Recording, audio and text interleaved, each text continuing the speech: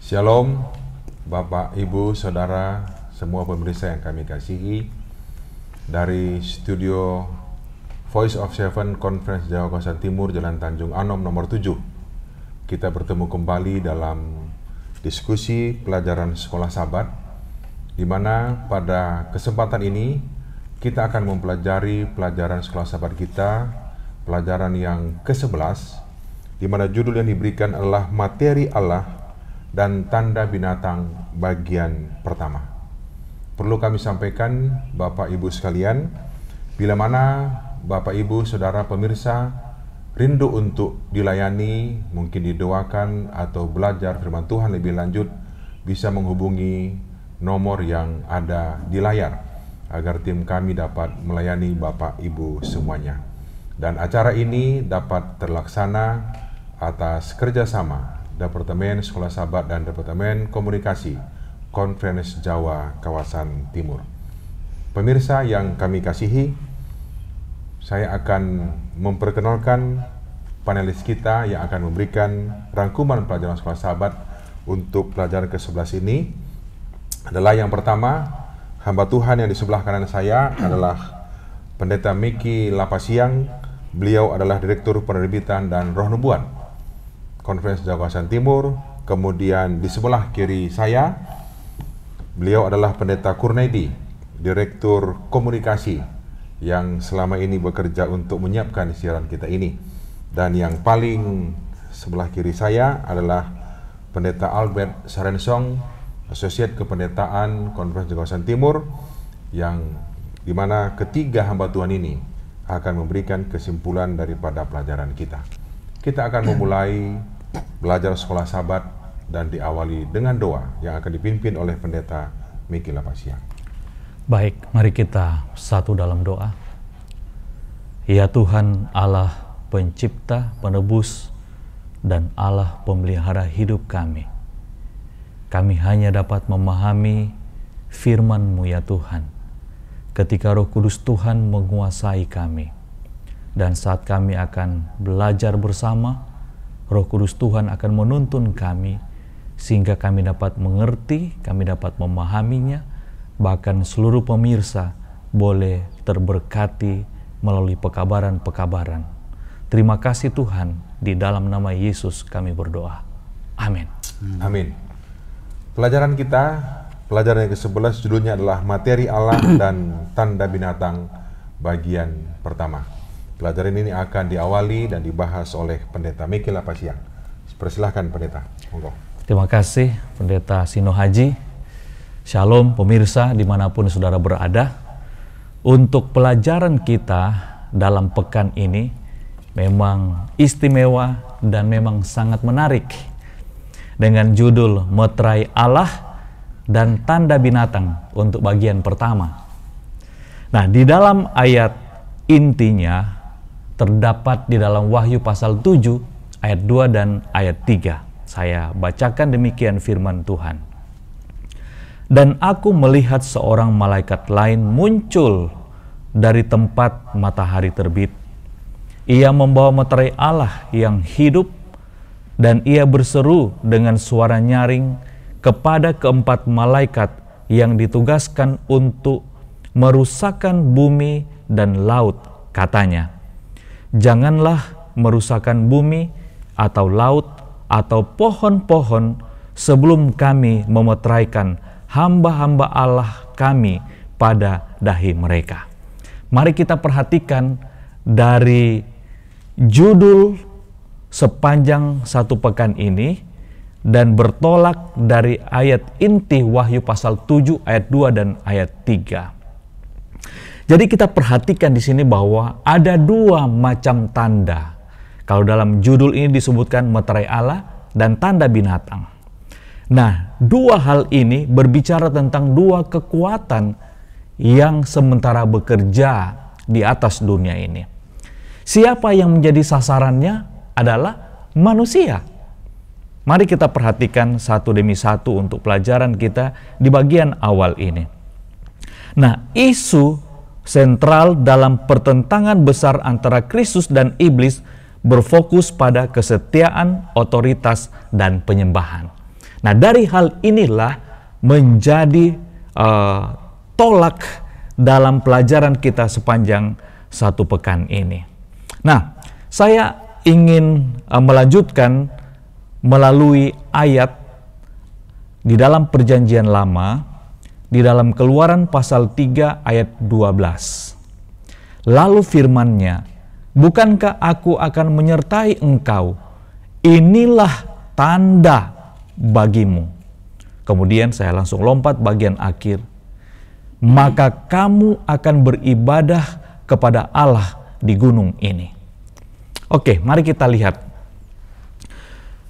Kata tanda dalam Kejadian 3 ayat 12 adalah merupakan hal yang sama yang dibicarakan di dalam Wahyu pasal 7 ayat 2 dan 3. Dan tanda ini adalah berhubungan dengan penyembahan atau berhubungan dengan perbaktian.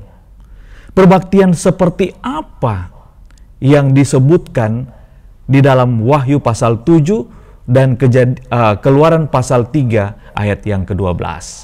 Karena kita akan berbicara tentang meterai Allah, maka poin yang pertama di sini adalah maka meterai Allah itu berhubungan dengan peribaratan kepada Allah itu sendiri. Jadi, untuk supaya mendapatkan meterai dari Allah, maka fokus kita adalah penyembahan kepada Allah.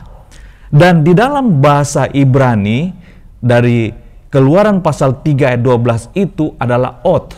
Jadi ot itu adalah disebutkan as a flag, seperti bendera sebagai tanda kepemilikan, kemudian disebutkan sebagai mark, tanda, dan juga disebutkan sign. Jadi baik itu digambarkan seperti bendera, sebagai tanda, maka itu berbicara tentang kepemilikan dari Allah itu, yaitu meterai. Dan meterai itu berhubungan dengan perbaktian atau penyembahan. Mari kita lihat selanjutnya, saudara-saudara sekalian. Di dalam komentar Alkitab Gereja Masih Advent hari ke-7, jilid 4, halaman 1161, disebutkan demikian. Segera setelah umat Allah dimeteraikan di dahi mereka, ini bukanlah meterai atau tanda yang dapat dilihat, melainkan penetapan dalam kebenaran baik secara pikirani maupun rohani, sehingga mereka tidak bisa goyah. Jadi meterai Allah ini diletakkan di dahi dari umat Allah. Tetapi disebutkan bahwa meterai Allah ini tidak dapat dilihat. Oleh karena ini hanyalah berbicara tentang penetapan dari umat Allah itu yang setia, menandakan bahwa dia adalah milik dari Allah. Kemudian selanjutnya dalam Seventh Day Adventist Bible Commentary jilid 7 halaman 980, meterai dari Allah yang hidup dikenakan pada mereka yang dengan sungguh-sungguh memelihara Sabat Tuhan. Oke, jadi kita bisa dapat poinnya di sini bahwa meterai Allah itu berhubungan dengan perbaktian, penyembahan kepada Allah, dan akan diberikan kepada mereka yang dengan sungguh-sungguh memelihara hari Sabat Tuhan, hari yang ke-7. Jadi, poin yang pertama adalah meterai Allah diberikan kepada umat Allah yang sungguh-sungguh beribadah kepadanya di hari yang ketujuh, di hari Sabat. Kemudian yang berikutnya, bagaimana dengan tanda binatang? Apa yang dimaksudkan dengan tanda binatang ini? Nah, ini adalah satu kuasa yang lain selain dari kuasa Tuhan. Dan tanda binatang ini adalah sama seperti meterai Allah adalah sebagai tanda kepemilikan dari Allah, maka tanda binatang ini juga adalah sebagai tanda kepemilikan dari binatang itu. Nah, mari kita akan perhatikan baik-baik dalam tulisan Roh Nubuat dalam buku Evangelism halaman 234 disebutkan demikian. Tanda binatang itu adalah sabat palsu. Oke. Kalau begitu, sabat palsu itu yang bagaimana? Berarti bertolak belakang dengan sabat yang benar. Kalau begitu, kalau sabat yang benar itu adalah hari ketujuh dan pusat penyembahannya itu adalah ditujukan kepada Tuhan. Nah, sebaliknya, tanda binatang itu fokusnya adalah kepada binatang itu, yaitu sabat palsu selain dari sabat yang benar. Oke, selanjutnya dalam pelajaran kita ini berbicara tentang ketekunan yang teguh. Ada satu ayat yang sangat penting di dalam Wahyu pasal 14 ayat yang ke-12 berbunyi demikian. Yang penting di sini ialah ketekunan orang-orang kudus yang menuruti perintah Allah dan iman kepada Yesus. Nah, kata ketekunan ini, saudara-saudara, ini harus menjadi perhatian penting bagi kita. Kenapa? Karena di dalam buku Review and Herald 11 Februari 1904 disebutkan demikian. Tidak lama lagi kesusahan besar akan timbul di antara bangsa-bangsa, yakni kesusahan yang tidak akan berhenti sampai Yesus datang. Dan kesusahan ini berhubungan langsung dengan tanda binatang itu. Ketika binatang ini mengadakan pergerakan untuk supaya manusia itu menerima tanda binatang itu, maka akan terjadi kesusahan yang besar yang akan dialami oleh umat Tuhan. Nah, itulah sebabnya di dalam Wahyu pasal 14 ayat 12 berbicara tentang ketekunan. Nah, kata ketekunan ini di dalam bahasa Yunani atau bahasa Greka hupomone. Nah, hupomone ini lebih tajam artinya adalah ketekunan yang teguh. Jadi ketekunan yang teguh ini adalah benar-benar walaupun akan ada kesusahan yang besar yang muncul yang akan menganiaya, menyiksa umat Tuhan, maka iman mereka benar-benar tidak tergoyahkan. Ketekunan yang teguh ini akan dimiliki oleh umat Tuhan. Nah, kemudian yang berikutnya, konflik terakhir atas kesetiaan kepada Kristus atau kesetiaan kepada kuasa binatang itu berkisar seputar penyembahan. Jadi, penyembahan kepada siapa ditujukan?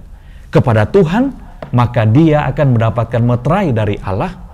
Sementara penyembahan kepada binatang, maka dia akan mendapatkan tanda binatang.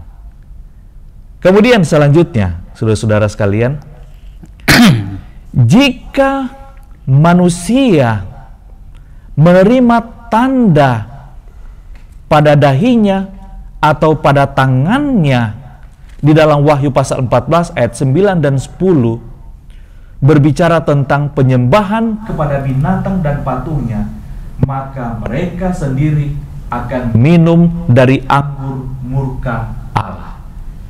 Jadi dengan kata lain, bagian akhir dari pelajaran awal yang saya sampaikan adalah kalau meterai Allah diberikan kepada umatnya sebagai tanda kepemilikan dari Tuhan untuk memperoleh keselamatan, sementara tanda adalah sebagai tanda kepemilikan dari binatang itu dan untuk dibinasakan.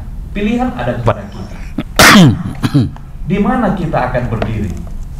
Menyembah Allah untuk mendapatkan meterai dan memiliki hidup yang kekal, atau tanda binatang yang sebagai tanda kepemilikan dari binatang dan akan dibinasakan. Tetapi saya menghimbau kepada pemirsa dimanapun, maka sikap kita adalah kita akan menyembah Tuhan, kita akan mendapatkan meterai dari Allah yang tidak kelihatan dan memperoleh kekekalan di sorga. Saya pikir itu pendeta untuk bagian awal. Terima kasih pendeta Lapasiang, sudah sangat jelas untuk menjelaskan apa itu materai Allah dan apa itu tanda binatang.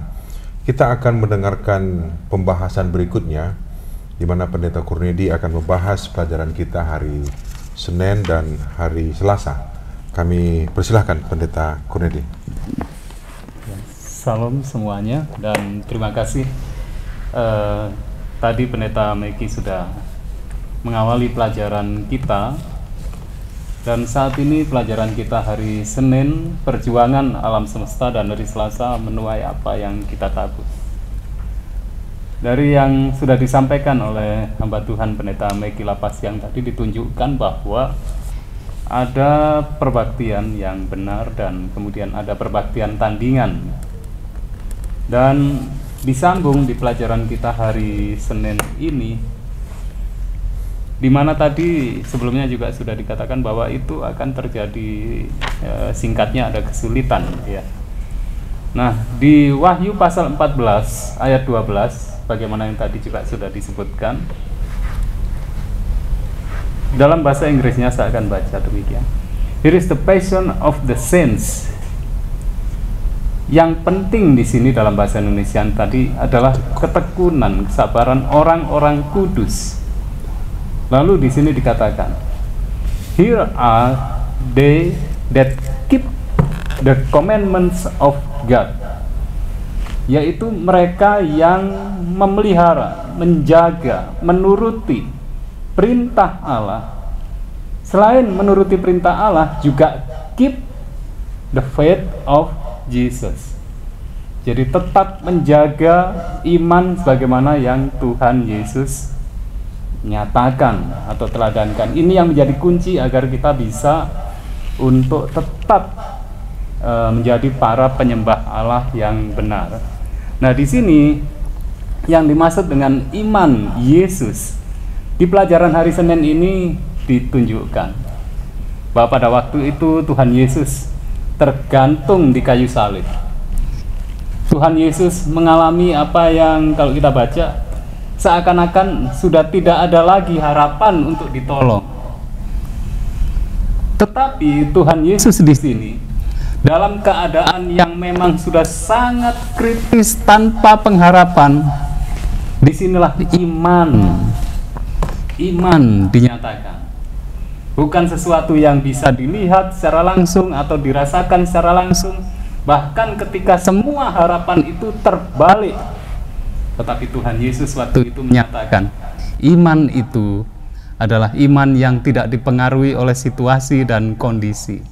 Tetap yakin bahwa Allah Bapa tetap akan menjaganya, memeliharanya, dan tetap di pihaknya selama Tuhan Yesus berada di pihak Tuhan. Inilah yang juga harus kita jaga. Sebagaimana Wahyu pasal 14 ayat yang ke-12. Bagaimana dalam situasi terlebih di akhir zaman ini kita harus tetap memiliki iman Yesus. Bukan sekedar percaya kepada Tuhan Yesus. Bukan sekedar kemudian menuruti perintah dari Tuhan Yesus, tetapi memiliki iman Yesus itu sendiri. Itu rupanya yang menjadi kunci kita di akhir zaman ini khususnya, untuk tetap bertahan sebagai para penyembah Allah yang benar. Kemudian di pelajaran kita hari Selasa, di sini dengan judul menuai apa yang kita tabur, di sini lebih lagi dinyatakan bahwa di akhir zaman ini akan terjadi kesulitan-kesulitan dan pada akhirnya kemudian dihadapkan kepada kehidupan atau kematian. Menuai apa yang kita tabur tentu adalah hal yang manusiawi ketika kemudian manusia menghadapi pilihan. Kalau memilih A, mati. Kalau memilih B, tetap hidup. Memilih A bisa berjual beli, tetapi memilih B tidak bisa untuk berjual beli dan akhirnya dibawa kepada kematian.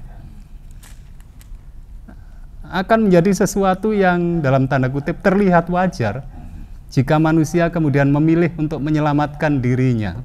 Tetapi dari pelajaran menuai apa yang kita tabur, disinilah apakah kita menabur apa yang di dunia ini atau kita menabur untuk iman kita tentang kehidupan kekal. Jika kita menabur untuk kehidupan kekal, maka kesulitan apapun bukan kemudian menghalangi atau menggugurkan iman Yesus tadi, tetapi justru di sini dikatakan menjadi penyemangat. Dengan adanya kesulitan-kesulitan itu menjadi penyemangat bahwa kita sebagai umat Tuhan yang sejati, saatnya untuk menyatakan iman yang sejati. Demikian pendeta yang bisa kami sampaikan. Oke, terima kasih pendeta Kurnedi. Ada satu poin dikatakan di sinilah iman Yesus ya. Bagaimana Yesus tetap setia tambah dalam penderitaan sampai dia disalibkan, dan iman itu juga yang harus kita miliki dalam menghadapi pemaksaan tanda binatang itu, supaya kita tetap tabah dan setia bersama dengan Tuhan dan kita akan menang. Dan tentunya sebagaimana yang telah disampaikan tadi, sebagai tanda daripada umat Tuhan, umat dari Allah akan menjadi bagian kita sepanjang kehidupan kita. Terima kasih pendeta Kurnedi. Kita akan melanjutkan pembahasan pelajaran ini pada hari Rabu dan Kamis, di mana yang menjadi judulnya adalah mereka yang mengikuti anak domba, dan Yesus adalah satu-satunya perantara kita. Pendeta Sarensong akan merangkumkan pelajaran ini. Silakan pendeta. Ya, terima kasih pendeta Sinuaji. Siapa yang mengikuti anak domba? Mengapa harus ada pernyataan yang mengikuti anak domba?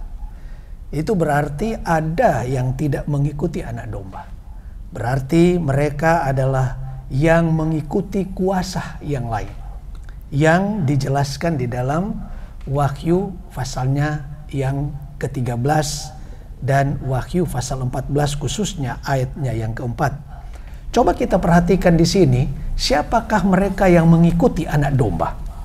Dalam pasal 14 ayatnya yang keempat, mereka adalah orang-orang yang tidak mencemarkan dirinya dengan perempuan-perempuan, karena mereka murni sama seperti perawan. Mereka adalah orang-orang yang mengikuti anak domba itu kemana saja ia pergi. Kita perhatikan di sini. Siapakah yang mengikuti anak domba itu? Ialah mereka yang menjaga hidup mereka itu tidak dicemari dengan ajaran-ajaran palsu, tidak dicemari dengan doktrin-doktrin yang berlawanan dengan kehendak Tuhan. Kalau orang yang mengikuti anak domba, itu berarti apa yang dilakukan oleh anak domba itu, maka mereka akan melakukannya. Apa yang menjadi tujuan anak domba itu, maka mereka pun akan mengikutinya. Lalu bagaimana dengan mereka yang tidak mengikuti anak domba? Siapakah mereka yang tidak mengikuti anak domba? Lalu siapa yang mereka ikuti? Kalau kita perhatikan di dalam Wahyu pasalnya yang ke-13, ayatnya yang pertama dan ayatnya yang kedua, ini menggambarkan tentang satu kuasa yang berbeda atau yang melawan kuasa yang diikuti oleh umat-umat Tuhan yang percaya. Lalu aku melihat seekor binatang keluar dari laut. Ini kuasa ini kalau kita perhatikan, kita baca ayat 1 dan 2, ada tanda-tandanya. Di situ menyebutkan ada serupa dengan macan tutul, kakinya seperti kaki beruang, mulutnya seperti mulut singa, dan naga itu memberikan kepadanya kekuatan dan tahtanya dan kekuasaannya yang besar. Jadi kuasa dari binatang itu yang keluar dari air diberikan oleh naga. Yang menjadi pertanyaan, siapa binatang yang mendapatkan kuasa itu? Kalau kita lihat urutan yang disampaikan di dalam buku Wahyu pasalnya yang ke-13 ini tentang binatang yang dilihat oleh pewahyu, itu ada kaitannya dengan Daniel pasal 7. Daniel pasal 7 di situ pun berbicara tentang singa. Dia berbicara tentang beruang. Lalu dia berbicara dengan macan tutul. Dan setelah itu datanglah binatang yang keempat yang disebutkan dalam Daniel. Dan kalau kita pelajari, itu adalah Roma kafir. Lalu dari Roma kafir ini, kalau kita lihat sekuensnya, maka akan muncul 10 kepala itu yang adalah mewakili 10 negara yang sekarang ada di Eropa Barat. Dan dari situ lalu muncullah tanduk kecil dalam Daniel 7. Nah, kalau kita lihat di dalam Wahyu pasal 13, tanduk kecil ini identik dengan binatang yang keluar dari dalam laut. Nah, berarti kita sudah dapat mengidentifikasi bahwa kuasa binatang ini tidak lain adalah kuasa yang sama, ialah kuasa tanduk kecil atau sistem kepausan. Dari mana dia mendapatkan kekuatan itu? Dia dapatkan itu katanya dari naga. Nah, kata naga ada dua pengertian. Yang pertama, naga itu adalah setan.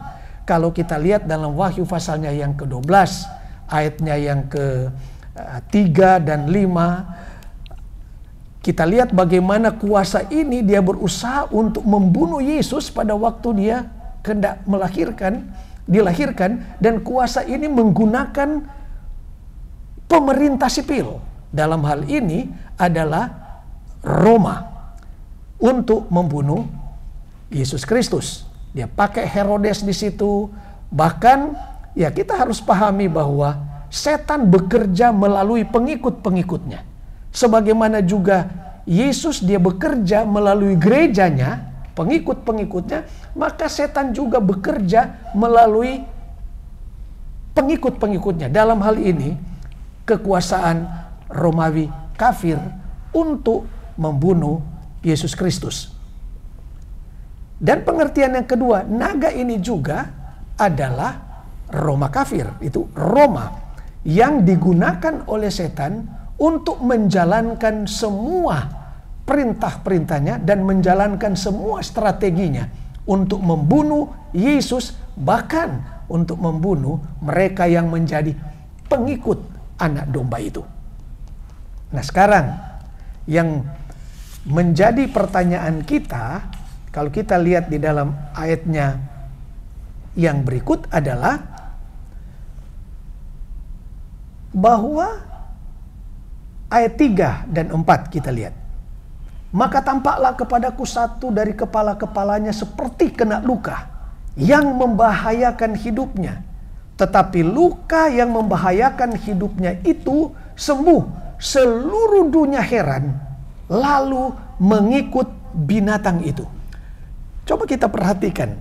Seluruh dunia heran. Kenapa mereka heran? Karena binatang itu lukanya sembuh. Jadi kalau kita lihat dari kata ini saja, bahwa yang akan ikut setan itu jauh lebih banyak. Seluruh dunia. Sementara yang tidak ikut dia itu diberi kategori mereka yang mengikuti anak domba. Kenapa mereka mengikuti dia? Lalu kemudian menyembah dia. Nah, mereka yang mengikuti anak domba itu akan menyembah Allahnya. Allah yang kudus, Allah pencipta alam semesta.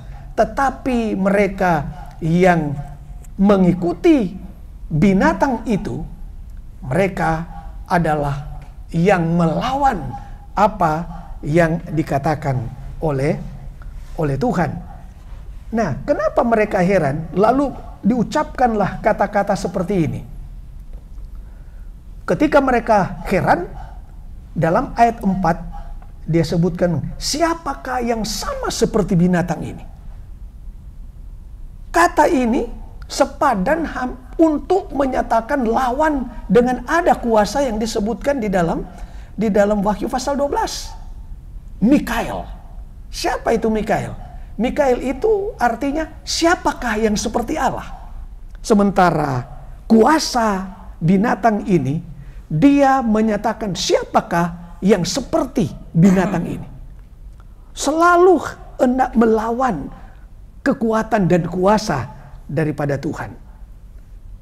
Sekarang saya ingin mungkin sampaikan kepada saudara-saudara pemirsa, bagaimana ini disebutkan dia mengalami luka, kena luka yang membahayakan hidupnya. Pertanyaan kita adalah, luka disebabkan oleh apa? Kalau kita baca buku Wahyu pasal 13, contoh ayatnya yang ke-10, di sana katakan begini, barang siapa ditentukan ditawan, ia akan ditawan. Barang siapa yang ditentukan untuk dibunuh dengan pedang, ia harus dibunuh dengan pedang. Jadi ada pernyataan di sini bahwa orang yang menggunakan pedang akan dibunuh oleh pedang. Nah, pertanyaan kita, apa itu pedang yang dimaksudkan di sini? Pedang yang digunakan oleh kuasa ini, nantinya juga pedang yang sama akan menyebabkan dia luka. Pertanyaan kita, pedang ini apa? Kalau kita baca di dalam Alkitab, ada dua jenis pedang. Pedang yang pertama yang kita boleh lihat dalam Efesus pasalnya yang ke-6. Ayatnya yang ke-17 ya, kalau boleh dilihat ayatnya yang ke-17, apa bunyi itu? Kenakanlah apa? Pedang roh. Apa itu pedang roh? Firman Allah. Maka disebutkan firman Allah itu seperti pedang yang bermata dua. Jadi yang pertama adalah pedang. Itu gambaran dari firman Allah. Betul ya, pendeta ya? Ayatnya yang ke-17. 17 ya. Pertanyaan kita, apakah firman Allah itu digunakan untuk membunuh? Oh tidak. Kalau begitu pedang mana yang digunakan ini menyebabkan dia luka? Kalau kita lihat pedang yang kedua, itu disebutkan di dalam Roma pasalnya yang ke-13. Ayat 1 sampai ayatnya yang ke-4. Di situ dia berbicara tentang otoritas atau pemerintah, penguasa. Penguasa itu dia menggunakan pedang untuk mengatur. Kalau ayatnya yang ke-4 di sana disebutkan tidak percuma bahwa otoritas atau pemerintah itu menggunakan apa? Pedang. Jadi ada dua pedang di sini. Pedang yang pertama adalah firman Allah, pedang yang kedua adalah otoritas sipil atau pemerintahan sipil. Pertanyaan kita, dia luka dengan pedang apa? Tidak mungkin dengan pedang firman Allah. Berarti dia disebut luka oleh karena pedang otoritas sipil. Pertanyaan kita, bagaimana dia luka dengan otoritas sipil?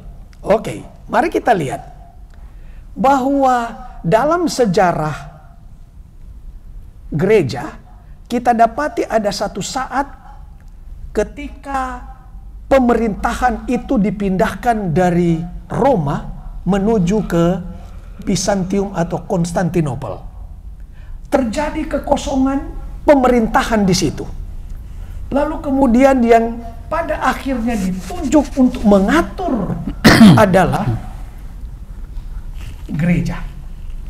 Nah, jadi gereja itu telah memegang dua otoritas. Satu otoritas keagamaan, yang kedua adalah otoritas pemerintahan sipil.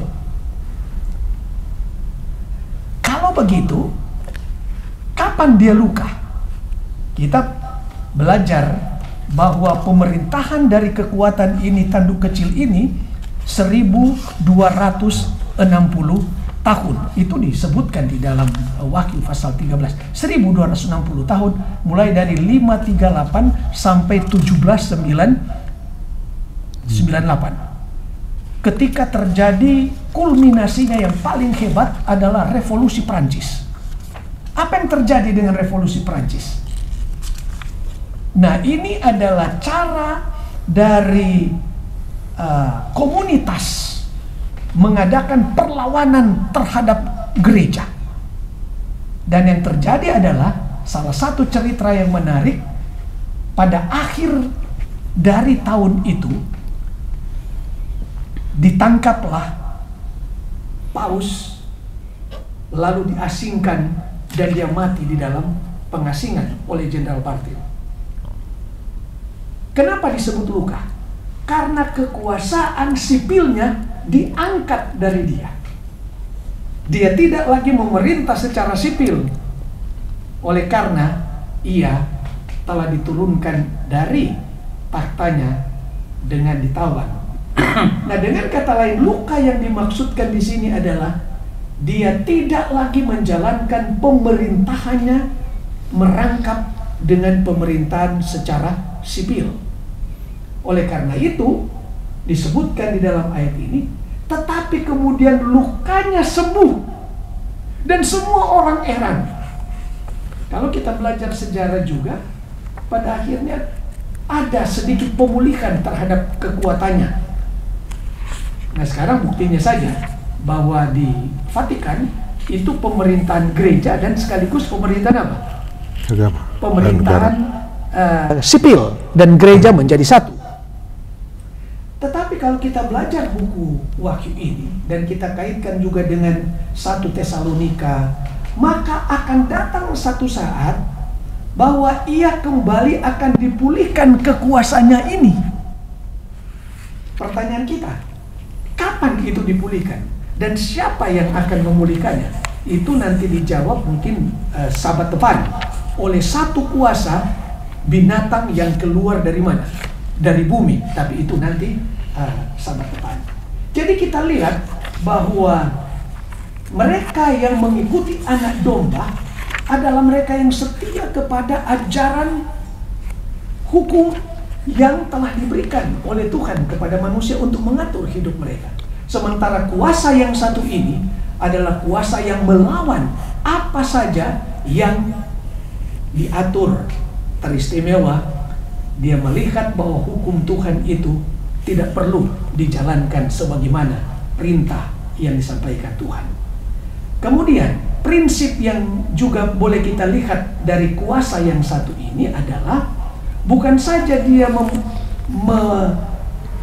membutuhkan penyembahan dari orang-orang lain, padahal yang patut disembah itu hanya siapa? Hanya Tuhan. Tapi kok kuasa ini dia sangat senang untuk disembah. Lalu prinsip yang lain kita dapat. Kenapa hanya satu-satunya Yesus pengantara? Dengan kata lain, pelajaran ini mau ajarkan kepada kita bahwa kuasa ini dia berusaha untuk menggantikan posisi Yesus Kristus sebagai pengantara dengan menjadikan dirinya atau sistem ini sebagai pengantara. Mengapa? Dari sini kita akan temukan ada satu kata yang disebut dengan kata hujat. Apa itu hujat? Kalau kita lihat di dalam Yohanes pasalnya yang ke-10 ayat 33, itu hujat itu adalah manusia yang berlagak seolah-olah dia adalah siapa? Allah. Kemudian kalau kita lihat di dalam Lukas pasal 5 ayat 21, hujat itu adalah ketika kita manusia itu mengampuni dosa. Padahal yang hanya dapat mengampuni dosa itu adalah siapa? Yesus. Tuhan. Tapi ini kuasa ini mengambil alih. Dia mengambil alih, dia boleh mengampuni dosa orang yang berdosa. Dia bisa mengampuninya, bahkan dia mengangkat dirinya, sistem ini, bahwa dia adalah wakil Allah di dunia ini. Contoh kutipan yang menarik ini, dia sebutkan begini. Klaim mengatakan begini, bahwa kami, kata Paus Leo 13 mengatakan, kami para paus memegang di bumi posisi Allah yang maha kuasa. Ini apa? Hujat. Tapi pada waktu Yesus berkata bahwa dia adalah datangnya dari Allah, mereka marah. Padahal betul-betul Yesus menyatakan memang dia adalah Allah yang menjelma menjadi manusia. Jadi bagi kekuasaan ini, sistem kepausan ini menganggap bahwa mereka, sistem ini sanggup mengampuni dosa karena dia adalah mewakili Allah di bumi ini. Jadi kalau kita lihat pengertian dari antikristus, itu bukan hanya sekedar lawan antikristus, tetapi juga menggantikan posisi. Padahal yang menjadi pengantara kita satu-satunya hanya siapa? Yesus Kristus. Tetapi kuasa ini, dia mengambil semua yang menjadi hak dari Yesus Kristus untuk dia lakukan karena dia merasa bahwa dia punya kuasa untuk melakukannya. Tapi kita sebagai orang-orang yang percaya, kita percaya satu-satunya pengantara itu tidak ada yang lain. Pengantara cuma ada siapa? Yesus Kristus. Kalau ada yang mengaku dia adalah pengantara, berarti itu adalah kuasa yang melawan kuasa Tuhan sendiri. Semoga kita ini tetap menjadi pengikut anak domba dan terus mempercayai bahwa hanya Yesus menjadi pengantara kita. Kira-kira begitu, Pendeta. Oke. Terima kasih Pendeta Srensong atas penjelasan yang jelas untuk pembahasan pada pelajaran ini. Bapak Ibu, saudara semua pemirsa yang kami kasihi, kita sudah mendengarkan tadi pembahasan dari ketiga hamba Tuhan mengenai materi Allah dan tanda binatang. Dan ini bagian pertama. Pelajaran ke-12 nanti adalah bagian kedua dari materi Allah dan tanda binatang. Jadi akan disempurnakan atau dilengkapi nanti pada pelajaran berikutnya akan pelajaran kita ini. Namun ada satu pelajaran yang saya bacakan untuk mengakhiri pertemuan kita pada saat ini adalah hari Sabat adalah mengingat kekal pada identitas kita. Itu mengingatkan kita tentang siapa kita sebagai manusia. Itu menempatkan nilai pada setiap manusia. Ini terus-menerus memperkuat gagasan bahwa kita adalah makhluk ciptaan dan bahwa pencipta kita layak untuk kesetiaan dan penyembahan kita. Inilah alasan mengapa iblis sangat membenci hari Sabat. Ini adalah mata rantai emas yang menyatukan kita dengan pencipta kita, dan mengapa itu akan memainkan peran penting dalam krisis terakhir di akhir zaman.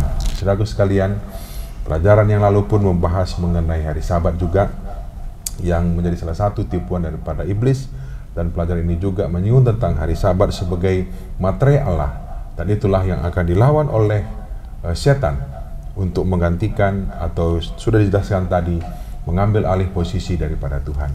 Kita sudah setia, sudah terima Yesus, sudah percaya hari Sabat, tetaplah setia. Pelihara hari Sabat, Sabat yang benar, menjadikan Tuhan sebagai pencipta dan kita sebagai ciptaannya. Kiranya pelajaran ini yang telah disampaikan oleh hamba-hamba Tuhan pada saat ini menjadi berkat bagi kita semuanya, menjadi berkat bagi Bapak Ibu pemirsa yang kami kasihi, dan kiranya pelajaran ini dapat menjadi pemicu bagi kita, pendorong bagi kita untuk tetap setia kepada Tuhan. Kiranya Tuhan memberkati kita. Kita akan mengakhiri pertemuan kita dan kita akan berdoa. Doa tutup akan dipimpin oleh Pendeta Kurnedi. Mari kita bersatu dalam doa.